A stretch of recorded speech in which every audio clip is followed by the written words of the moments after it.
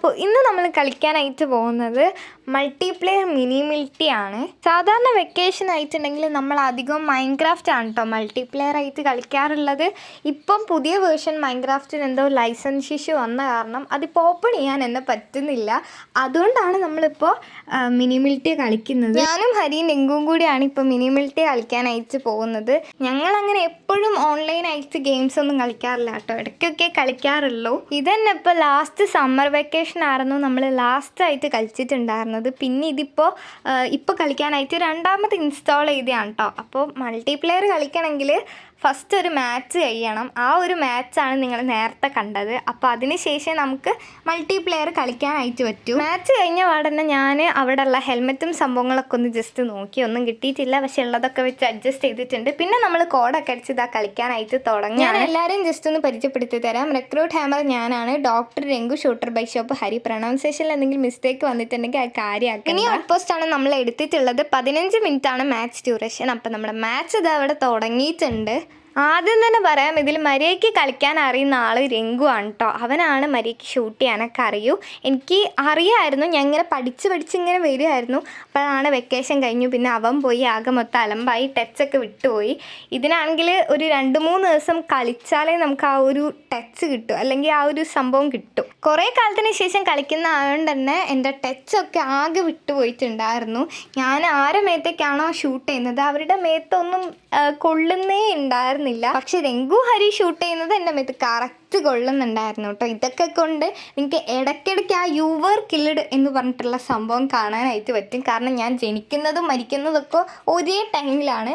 ഞാൻ ജനിച്ചിറങ്ങുമ്പോൾ തന്നെ ആരെങ്കിലുമൊക്കെ എന്നെ കൊല്ലുന്നുണ്ട്. കണ്ടോ, ഈ ഒരു സംഭവം ഇടയ്ക്കിടയ്ക്ക് കാണാനായിട്ട് പറ്റും കേട്ടോ. ആദ്യമൊക്കെ ഞാൻ ഈ 3 പോയിന്റിൽ തന്നെയായിരുന്നു. ഹരീൻ്റെയും നെങ്കുവിൻ്റെയും പോയിന്റ് കൂടി വരുന്നുണ്ട് ഓരോ കളിയിലും. ഞാൻ ആ 3 പോയിന്റിൽ തന്നെയായിരുന്നു. അപ്പം ഞാൻ ജസ്റ്റ് സ്ക്രീൻ റെക്കോർഡ് അങ്ങ് ഓഫ് ആക്കിയിട്ടുണ്ടായിരുന്നു. പിന്നെ എപ്പോഴോ എവിടുന്നൊക്കെയോ ജസ്റ്റ് ഒരു പവർ വന്നിട്ട് പെട്ടെന്ന് ഇങ്ങനെ പോയിന്റ് കൂടാനായിട്ട് തുടങ്ങി. അങ്ങനെ വന്നപ്പോൾ ഞാൻ സ്ക്രീൻ റെക്കോർഡ് ഓൺ ആക്കിട്ടോ. അതാണ് പെട്ടെന്ന് 3 എന്നുള്ളത് 6ലേക്കൊക്കെ വന്നത്. എന്തായാലും ഞാനാണ് തേർഡ് ആവുകയെന്ന് എനിക്ക് അപ്പോഴും അറിയാമായിരുന്നു. പക്ഷേ ഇങ്ങനെ പോയിന്റ് കൂടി വന്നപ്പോൾ എന്തോ എവിടുന്നൊക്കെ ഒരു ധൈര്യം വന്നതാണ്. ആരെങ്കിലും എൻ്റെ മേത്തേക്ക് ബോംബ് ഇട്ടിട്ടുണ്ടെങ്കിൽ ഞാൻ അവിടെ തന്നെ അങ്ങ് നിന്ന് പോവും.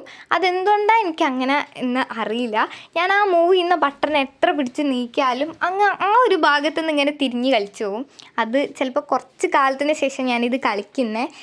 എന്നാലും ഞാൻ എപ്പോൾ കളിക്കുമ്പോഴും അങ്ങനെ ഒരു കാര്യം ഉണ്ടാവും. അപ്പോൾ അതുകൊണ്ട് തന്നെ ഞാൻ തേർഡ് ആവാനുള്ള റീസൺ മെയിനായിട്ട് അതാണ് കേട്ടോ. ആരെങ്കിലും ബോംബ് ഇട്ടിട്ടുണ്ടെങ്കിൽ ഞാൻ അവിടെ തന്നെ അങ്ങ് നിന്നും. അതിപ്പോൾ നിങ്ങൾക്ക് കണ്ടാൽ തന്നെ മനസ്സിലാവും. പിന്നെ ഇത് ഞാൻ സ്പീഡ് ഇങ്ങനെ കൂട്ടിയോണ്ട് നിങ്ങൾക്ക് എന്തെങ്കിലും മനസ്സിലാവുന്നുണ്ടോ എന്നറിയില്ല. പിന്നെ ഇതിൽ പ്രത്യേകിച്ചൊന്നുമില്ല, അങ്ങോട്ടും ഇങ്ങനെ ഷൂട്ട് ചെയ്യുന്ന അതന്നെയല്ലേ. അപ്പോൾ അതുകൊണ്ട് അതൊന്ന് അഡ്ജസ്റ്റ് ചെയ്യുക. രംഗു കൊയിലാണ്ടി വന്നിട്ടുണ്ടായിരുന്നു. ഞാനും ഹരി ആണെങ്കിൽ ഇപ്പം എൻ്റെ അമ്മമ്മേൻ്റെ വീട്ടിലാണ്, അതായത് മലപ്പുറമാണ് ഉള്ളത്.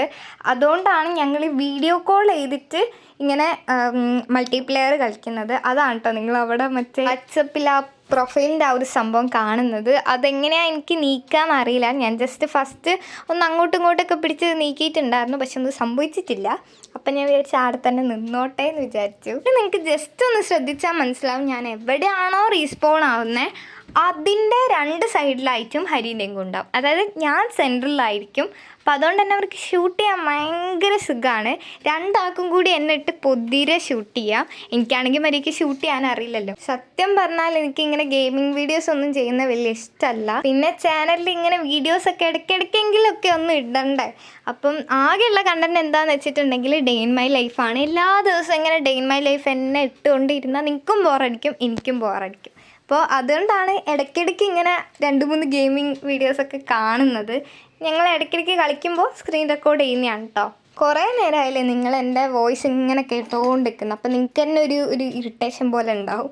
അപ്പോൾ അതുകൊണ്ട് ഞാൻ മിനി മിൽറ്റിൻ്റെ തീം സോങ് ആയിട്ടുള്ള ഒരു സോങ് ആഡ് ചെയ്യാമെന്ന് വിചാരിച്ചു.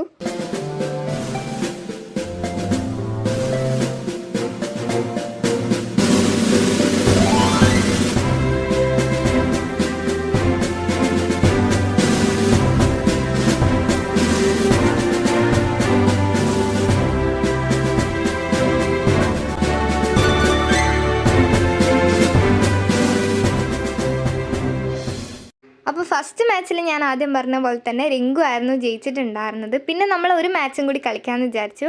ക്രോസ് ഫയർ ആയിരുന്നു നമ്മൾ എടുത്തിട്ടുണ്ടായിരുന്നത്. 15 മിനിറ്റ് ആയിരുന്നു ഡ്യൂറേഷൻ, നേരത്തെ പോലെ തന്നെ. അപ്പോൾ ഇതാണ് നമ്മുടെ മാപ്പ്. ഇതാണെങ്കിൽ എന്തോ ഒരു വൃത്തികെട്ടൊരു മാപ്പായിരുന്നു. ഒരു സുഖം ഉണ്ടായിരുന്നില്ല കളിക്കാൻ. എനിക്ക് മിനി ഔട്ട് പോസ്റ്റ് തന്നെയാണ് എപ്പോഴും ഇഷ്ടമുള്ള മാപ്പ്. അത് കുറച്ചും കൂടി ഈസി ആയിട്ട് എനിക്ക് തോന്നാറുണ്ട്. അതായത് നമ്മൾ നേരത്തെ കളിച്ച മാപ്പില്ലേ അത്. ഇതാണെങ്കിൽ എന്തൊക്കെയൊക്കെയോ ഒരു മാപ്പായിരുന്നു. എനിക്ക് തീരെ ലെവൽ ഉണ്ടായിരുന്നില്ല കളിക്കാൻ. നേരത്തെ മാപ്പ് തന്നെ കുറച്ച് കാലത്തിന് ശേഷം കളിക്കുന്നതുകൊണ്ട് എനിക്ക് മര്യാദയ്ക്ക് ഷൂട്ട് ചെയ്യാനൊന്നും പറ്റുന്നുണ്ടായിരുന്നില്ല. ഇതിൽ അത്രയും ഷൂട്ട് ചെയ്യാൻ പറ്റുന്നുണ്ടായിരുന്നില്ല. നേരത്തെക്കാളും ഇങ്ങനെ ഞാൻ ഇരിക്കുകയായിരുന്നു. ഞാൻ ബോംബ് ഇട്ടിട്ടുണ്ടെങ്കിൽ അത് കറക്റ്റ് സ്ഥലത്ത് തന്നെ പോയി കറക്റ്റ് ടൈമിൽ അത് പൊട്ടണം എന്നില്ല. അതെപ്പോഴും അങ്ങനെ തന്നെയാണ്. ഇടയ്ക്കൊക്കെ അങ്ങനെ കറക്റ്റായിട്ട് സംഭവിക്കാറുള്ളൂ. അപ്പോൾ ഇതിലാണെങ്കിൽ മറ്റേ ഷോക്കിൻ്റെ സംഭവം ഉണ്ടല്ലോ, അതുള്ളതുകൊണ്ട് കുറച്ച് ആശ്വാസമാണ്. കാരണം നമ്മൾ ആ കറക്റ്റ് ടൈമിൽ പൊട്ടിയിട്ടില്ലെങ്കിലും അവരൊന്ന് അടുത്ത് കൂടെ പോയാൽ മതി, ഷോക്ക് അടിക്കുമല്ലോ. അപ്പോൾ അങ്ങനെ ഒരു സംഭവം ഈ ഒരു മാപ്പിലുണ്ട്. ഞാനാണെങ്കിൽ ഇടയ്ക്കിടയ്ക്ക് പോയിട്ട് കണ്ട ലൈഫും അതുപോലെ തന്നെ ആ ഫയറിൻ്റെ ആ സംഭവം ഉണ്ടല്ലോ ബോട്ടിൽ, അതും എടുക്കുന്നുണ്ട്.